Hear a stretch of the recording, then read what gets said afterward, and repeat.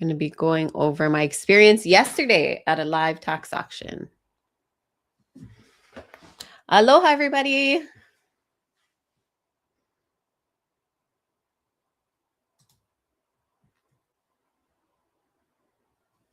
We are going live today talking about tax auctions here in Hawaii.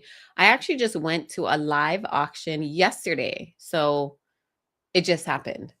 And I wanted to kind of share a little bit about my experience. And I've been going for a couple years now.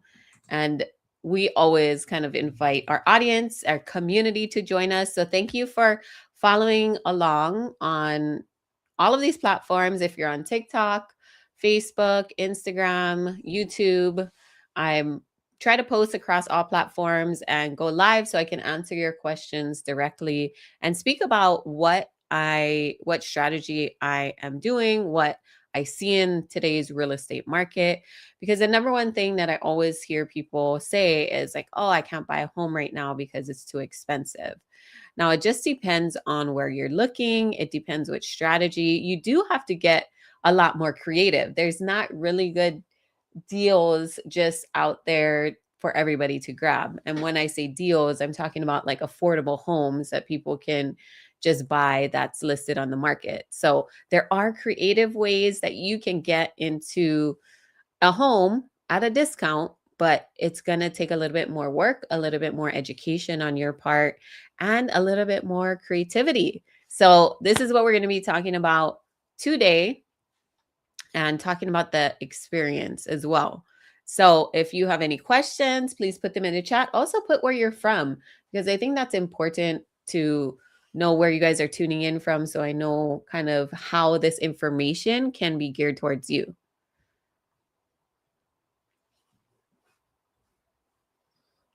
Hey, Kim, Lion, Jessica, Ray. Oh, Kim is from Texas. So I was just in Texas last week in Alba working on one of the RV parks that we own. There's about 60 spaces, and we have a store on the property that's renting from us and also a food truck. So it was in Alba, Texas, though. So it was like out. They say out in the sticks. It's pretty out there, but there still is a community out there. It's mostly older folks who wanted to move out of the city. We ended up buying an RV, which is that was my first time purchasing an RV. We don't really have RVs here in Hawaii, but it's just very interesting to go through the process and see what people want out of an RV and just to we have tiny homes here in Hawaii, and most of them are on trailers. But there's such a big difference between a tiny home and RV, don't you think? Has anybody been in an RV, or what's your guys' thoughts? 680 says, I have network resources. Somehow still can't get started. Something's holding me back. It's a lot of what holds us back is ourselves. And honestly, that was true for me for a long time. And I think it isn't until you start getting around people that are actually doing it and something clicks. Like one day something will click for you and you'll be like, "Oh my gosh, I'm in that same situation or I'm feeling that same type of way. They got through it, like I can get through it." So nobody can tell you when that click is going to be for you. But I think the more you keep educating yourself, surrounding yourself, go to live events. Honestly, like virtual ones are good, but live events will have inspired me tenfold to take action. And even when I first started in real estate, I was working 60 to 70-hour weeks. I was $100,000 in debt, meaning like from school, from having a child young. I had worked at my job. I was an engineer for 10 years and still yet I felt behind. So there has to be a moment of I want to say desperation, but you're like at the end of your rope, right? And you know you have to do something different or you will not be happy. And I wasn't happy at that time. So, whatever that in life, that could be anything in life.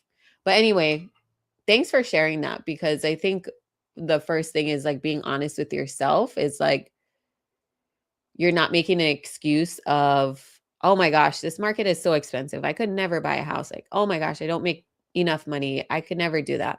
So you're already a step ahead and thinking you can do it. It's just now what is the best next step for you? And that's going to take a little bit more on your part to do something different and get uncomfortable. I remember when I started going to investing events and being around all these financially literate people, and I didn't know a lot of the terminology, real estate terminology, investing terminology, financial terminology. But as soon as I started reading more books, educating myself, I felt more comfortable in those realms and I was able not only for them or not only for me to try to fit in, but for me to get more out of these events because then I knew what they were talking about. So, I think that's the first thing in anything you're trying to explore or get into is start reading books, start educating yourself, watch videos, do whatever you got to do, but go to in person events. Now that COVID is over, we got to get back to that human connection. And now that AI is more a part of this world, which is awesome, we still have to navigate what is the best plan for ourselves. Because AI can only tell you certain things you feed into it, but it doesn't really know your emotions. It doesn't really know all of your history, all of your past.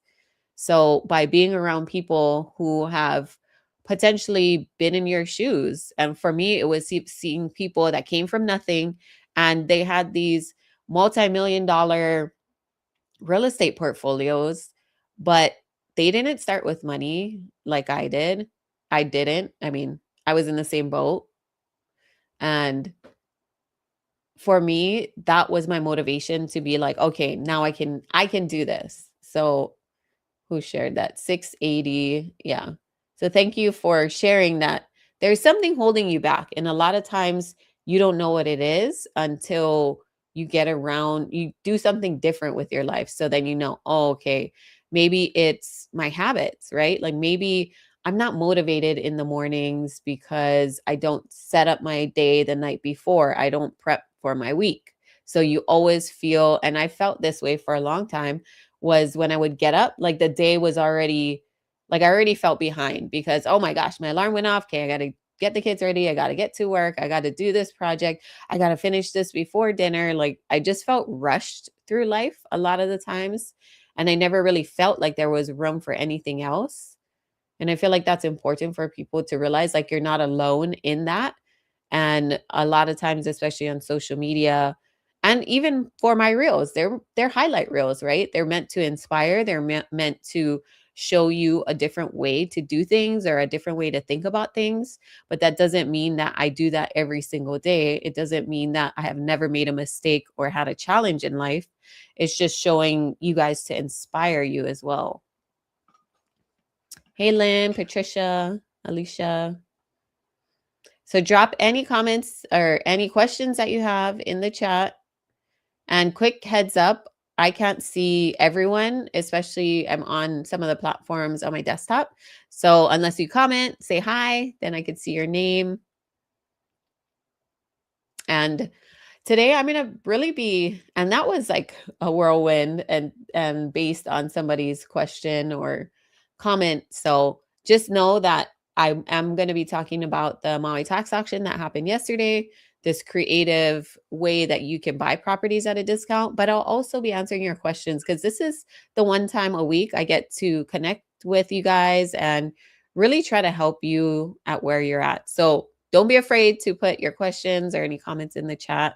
Hey, Alicia, Grace, Misty, Angel. Anella says, what books do you recommend reading? So the number one book I feel like most successful people will say that didn't grow up with money will say Rich Dad Poor Dad. And that was it for me as well. Rich Dad Poor Dad. And I have breakdown on my YouTube channel too of some of the chapters. And I also had my daughter, when she was 16, read that book as well. So what it did was frame finances in a different way.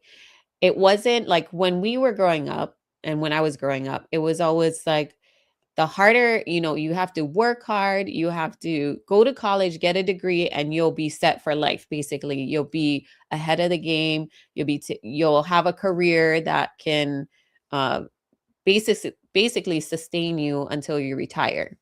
And prior to that, nobody in my family had a college degree. Everybody in my family, did work hard, but they weren't really getting ahead. And so once I graduated from college and I started working as an engineer, 10 years later, I was still $100,000 in debt because I was still paying off all my debts. But I was also felt like I was living paycheck to paycheck because rent was so expensive here. And then once I bought a house, the mortgage was so expensive. So you can't like outwork an expensive market, because if you're making like $6,000 a month and then $4,000 of that is just going to rent, all your other immediate expenses, utilities, food, all of that is another 2, 3,000. You're already going over budget of what you're making. And that's not even counting going out to eat, movies, other kinds of activities. So I learned to be very frugal in those years as well. Anyway, the one thing that we weren't, that Rich Dad Poor Dad, I really walked away with was the difference between assets and liabilities. And then also things that you can put your money into that will keep growing, that you don't have to spend your time on. You don't have to trade your time for money. And so that's the biggest difference between the rich dad and the poor dad. And so even though the poor dad had a degree, he was working his job, you can't really outwork inflation, or you're always chasing, a raise, or always working more and trading more of your time. So that's where that really clicked in my mind to be like, oh my gosh, okay, yes, I need to get more assets. So that was everything. That changed everything after I read that book. Did anybody else read that book? Put it in the chat. Rich Dad Poor Dad. Alicia, Grace, Princess, Zanes.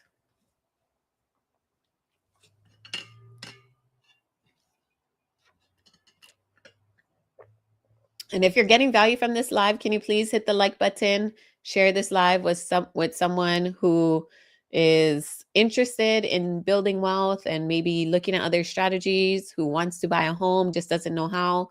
I'm not a realtor, by the way, so I don't really get anything from teaching you guys about different creative ways to buy real estate.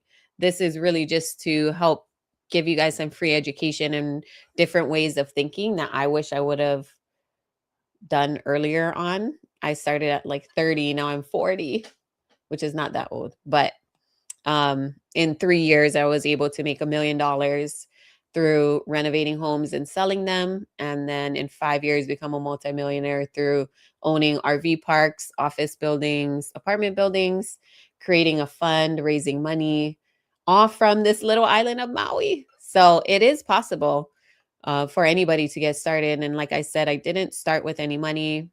I was raised by a single mom. We didn't have real estate, knew nothing about really finances. I just knew how to save and be frugal because we never had money.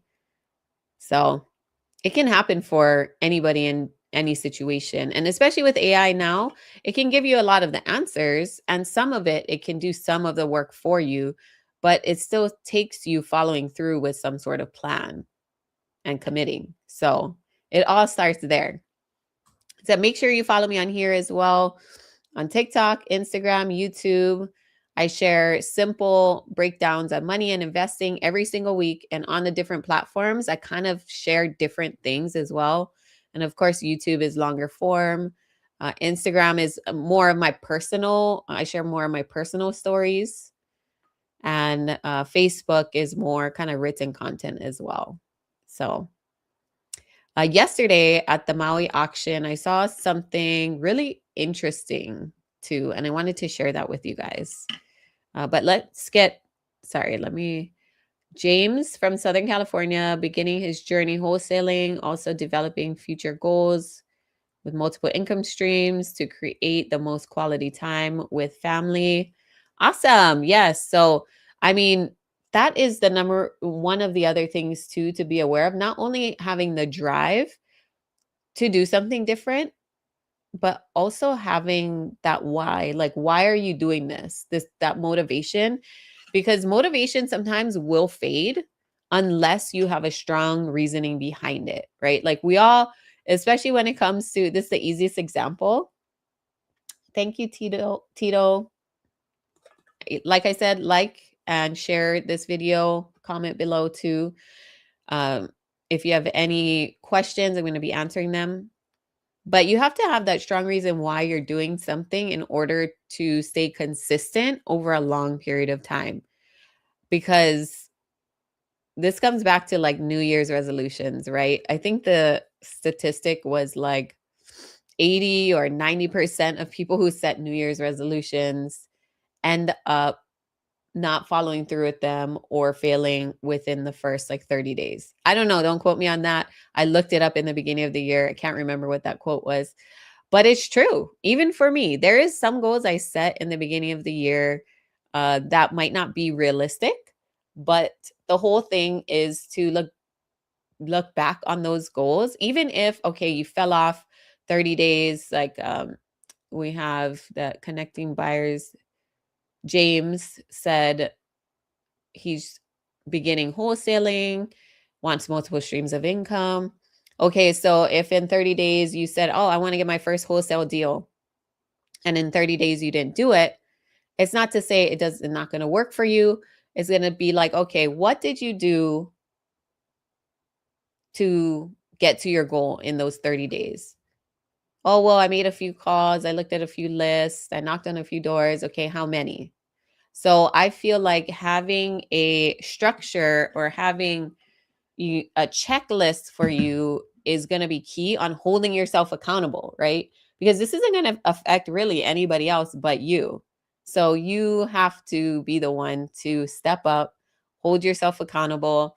I always love, I am still a believer in like handwriting things down or like a physical checklist. I know there's virtual checklists too. I use Google Calendar. I use a lot of AI and online calendars to hold myself accountable.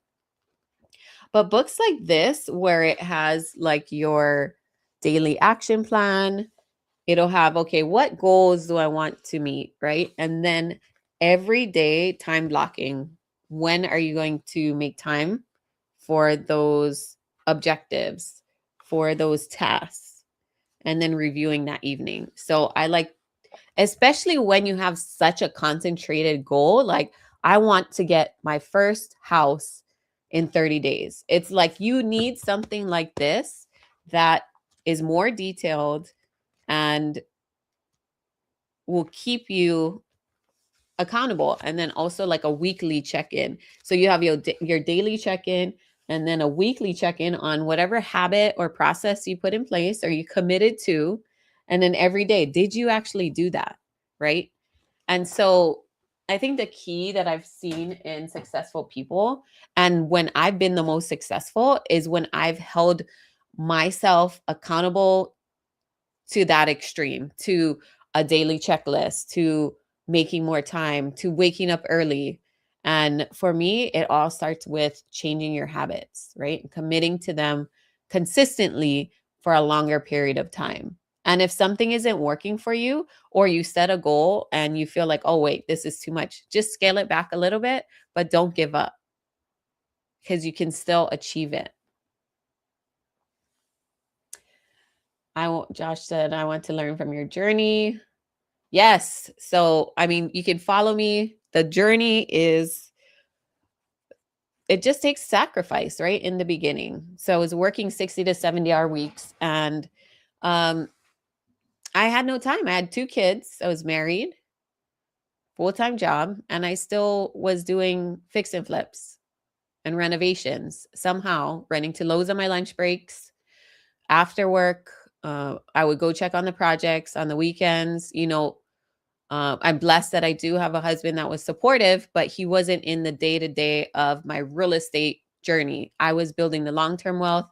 He was working for the now and to try to get us out of our financial situation we were in. So, Haran says, "What is the best investment plan for beginners according to you?" Okay.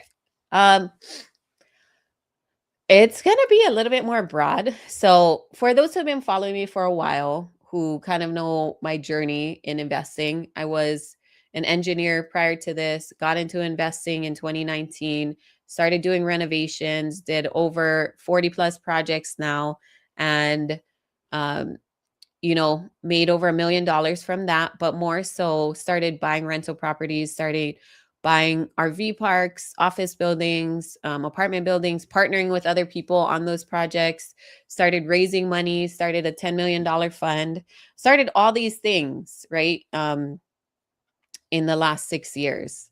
And for me, it was always relationships that helped get me ahead and networking.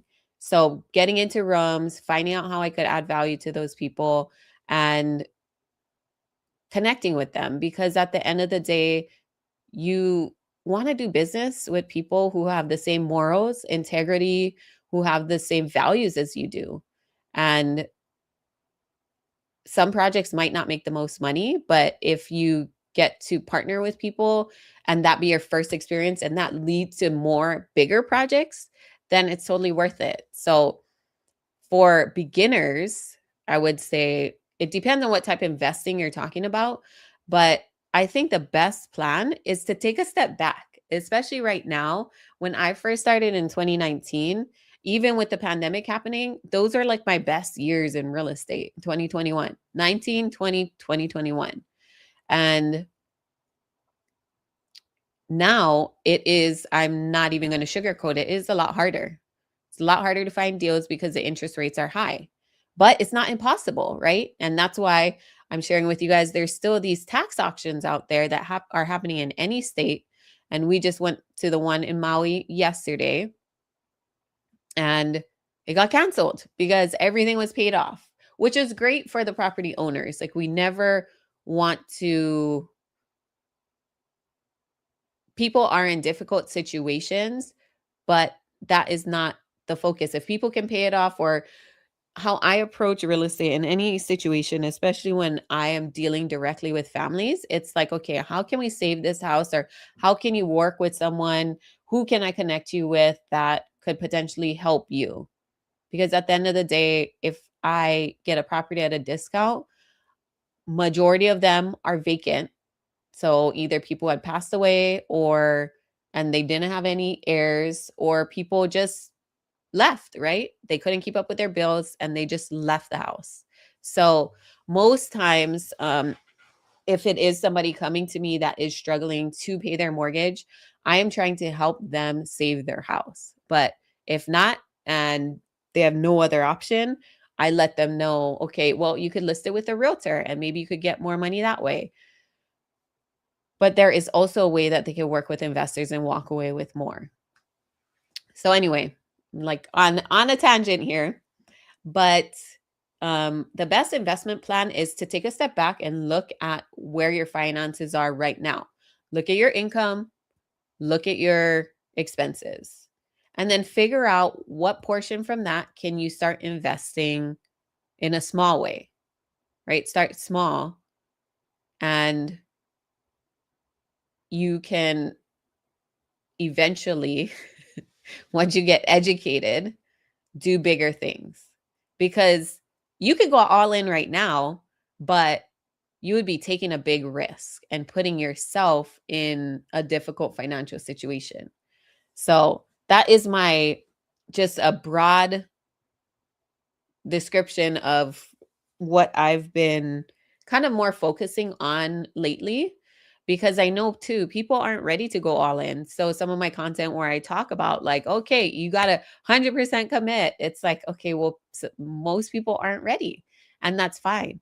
But the one thing you can control right now is how much money you spend, your expenses, your daily expenses. So I've been breaking it down in a more simple way, a way that people can take these smaller steps, and even like moving their money from a regular savings to a high yield savings account. Anybody can do that.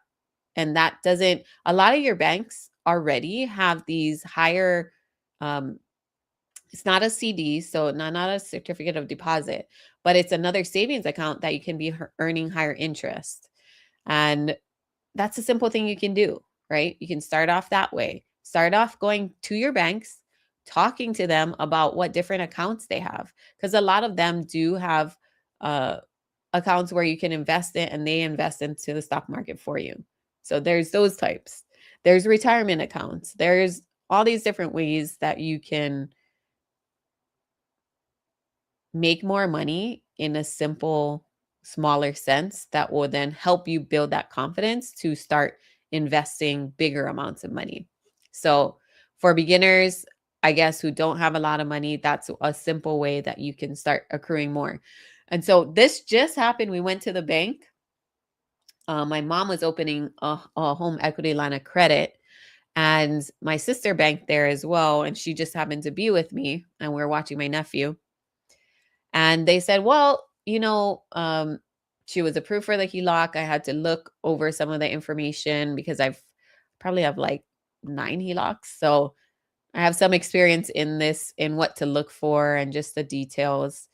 But the banker said, oh, well, in the meantime, if you want, you can move your savings into, we have this promotion going on where you can be earning 5% APY just by moving your current savings, where you're going to be making the payments from, to our promotional rate. And she was like, well, what am I earning now? And it was like 0.01%, like not even 1%. So this is going to be a huge jump in interest for a lot of people. And people don't even know to ask, or don't even know what it means, or don't even know that that's an option. So check right now. Banks are paying out bigger amounts of interest for certain savings accounts that aren't locked in. So a CD is a certificate of deposit, and that's usually locked in for 6 months, a year, whatever. There's regular savings account you can pull your money out of at any time that are offering higher rates. So that's just one little quick wealth tip I can give you, that you don't have to jump into investing. Like, that is investing too. You're moving your money and gaining higher interest in a different account with something you already have. Okay, Brad, take action. There's no unicorns. Become a private money lender. Yes, so there's a lot of ways too that you can earn even higher interest than that, 10 to 12% sometimes, depending. It's no guarantee. This is not investment advice, but there's private money lending in real estate, where you can also take your money and lend it to other people. Now, I would caution you, huge caution, that to make sure that the right paperwork is done, but also all the right paperwork could be done, and that person, you're taking a risk on that person still having to pay you back. So just be aware of that. Like, we raise money all the time, people lend us money, but we do have experience, we have past records. Make sure that you talk to previous people who've lent to them before. It's you never want to lose your hard-earned money. And so that's the same with, like, any kind of investment could be a risk as well. The stock market could lose money at any time. So just making sure that you're diversified. And what I mean by that is, have that high yield savings account, have that retirement account, maybe uh, have your money in stocks, and then, start venturing out into other types of investments when you have a good nest egg and when you're diversified. Because you never want to put all your money in one basket, all your eggs in one basket, any of that.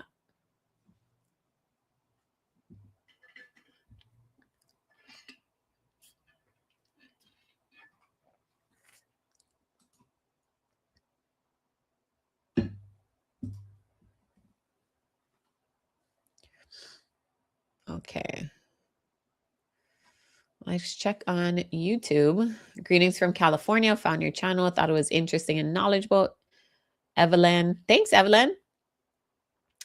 Not yet, but interested to get to know how to invest rather than going to get a CD or something. Yep. So, Evelyn, I hope that that kind of answered your question.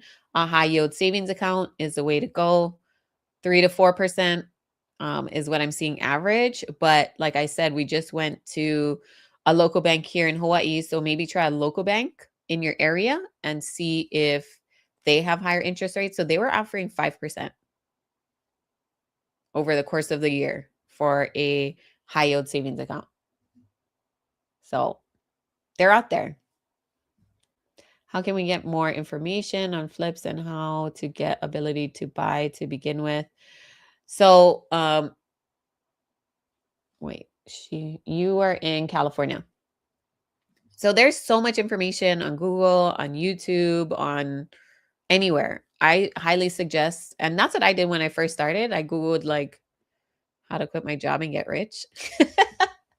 It wasn't any sort of fancy way that I got started, but I just started watching YouTube videos, reading books. There's so many books on how to get started in real estate investing.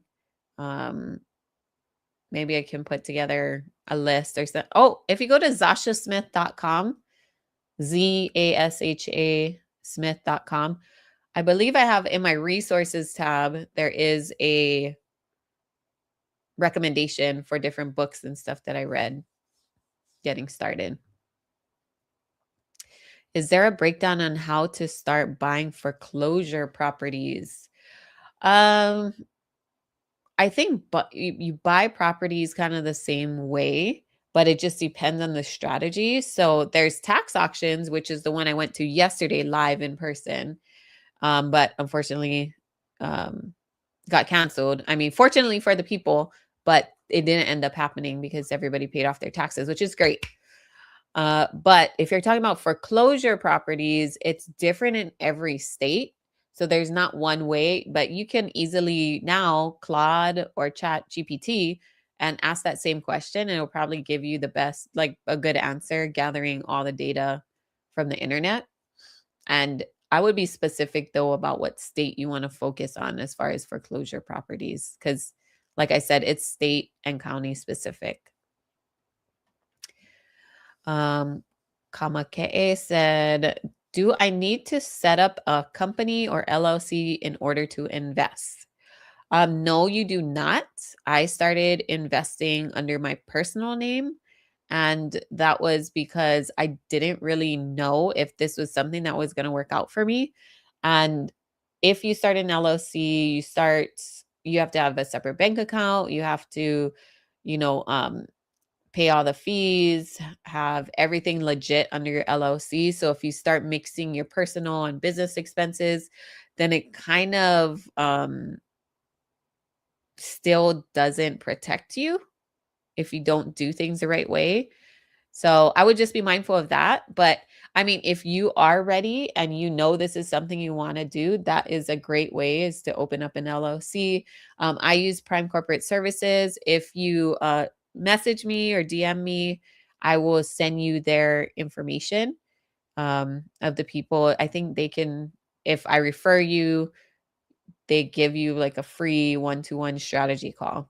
So I know you're on Facebook, so just send me a DM in Messenger about that, and I will get you the link. Hey, Norma, Iris. Evelyn said, what's the process to start that? Are you, maybe Evelyn, if you could elaborate more?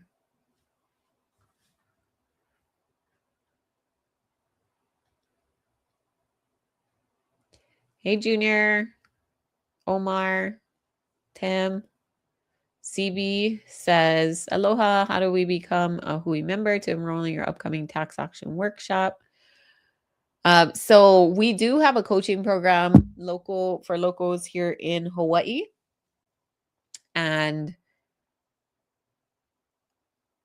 we do have lifetime access. We have videos. We teach all these different strategies. It's meant for people who are living in Hawaii or are from Hawaii and moved away. So if that is you, you can go to our website, huimastermind.com, huimastermind.com, and book a call with our team. So maybe I'll just write down, or you can message me, CB, message me the word Hui, and it should send you a link. So we are hosting next week a virtual tax auction workshop. And so it's virtual on the 30th, and then we're attending a live auction, the last live auction here in Hawaii for the rest of the year. So you don't need to be a member of our coaching program in order to go to our workshop. You can just buy an individual ticket to that. So CB, that is also a way that you can attend, get to know the strategy, and then get to learn more about our program. But you could also book a call with our team to CB Kabasa. All right.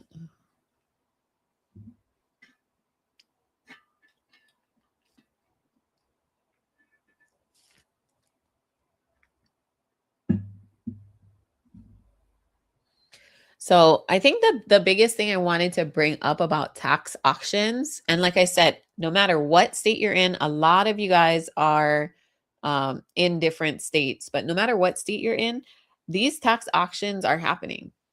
And in some states like Hawaii, they only happen once a year on most islands. So this is really like your last chance to implement this strategy. And it's still one of the best entry points to buy a property.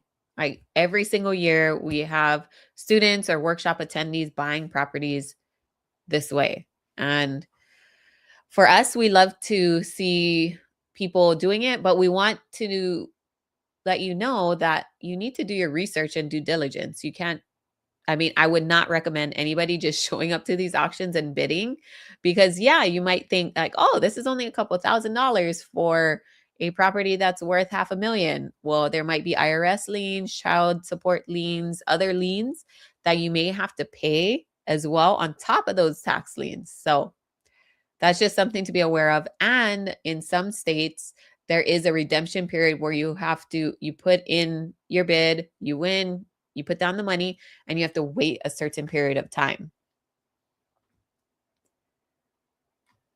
Transparency. Okay. Malia says, can you tell me something about how we can teach our children to spend money in the proper way? So I feel like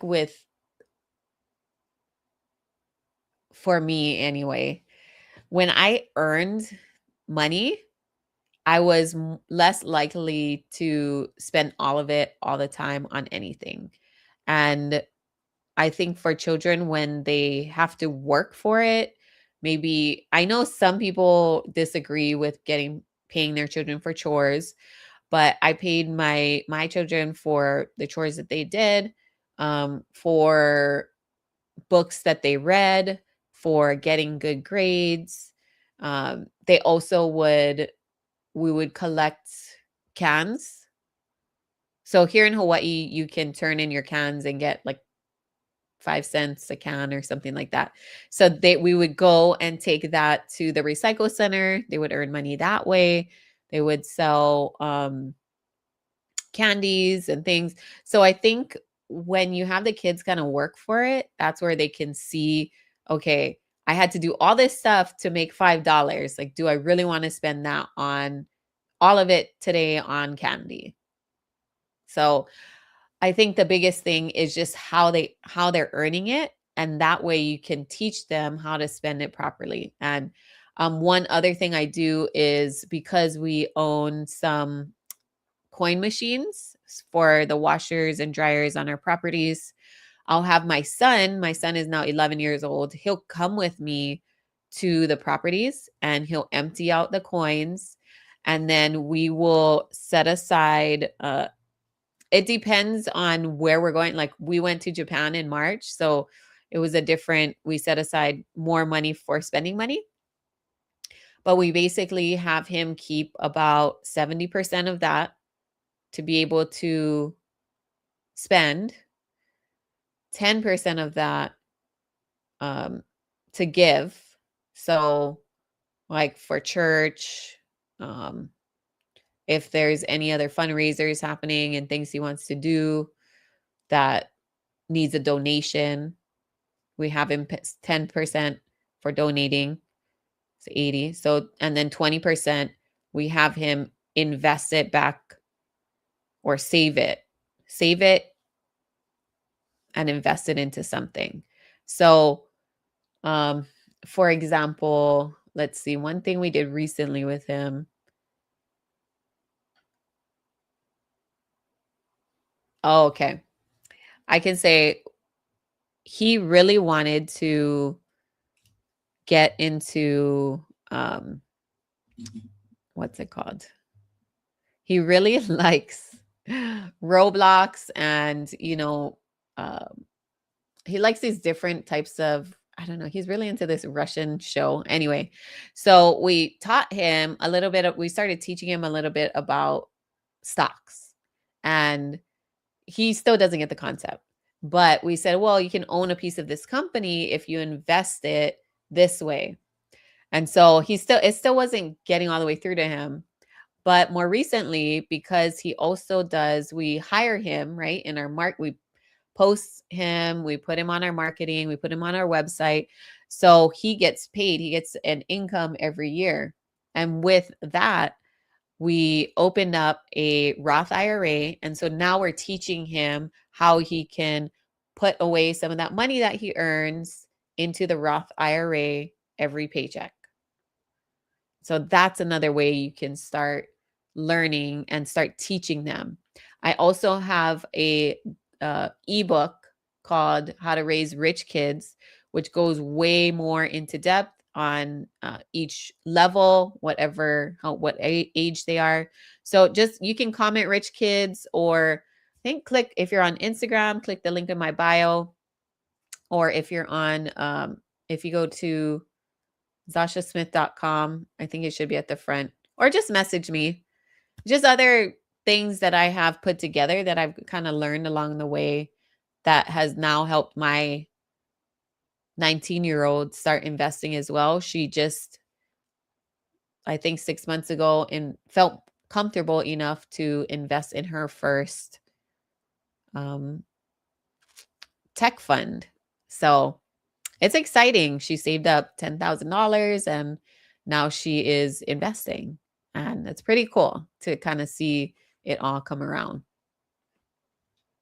But thank you guys for joining me on this live. I hope you guys learned a lot, and keep following me. I share all these different ways that you can build wealth, and hopefully one of them will help you, will motivate you, will just encourage you to do something different, think outside the box, and really just to know that it is possible for you to build wealth, starting wherever you're at, starting from nothing, but you have to save something. You have to change the way you think. I think it all starts from up here, and being surrounded by people that you connect with is definitely going to help with that. So I'll catch you guys on the next one. Hui ho.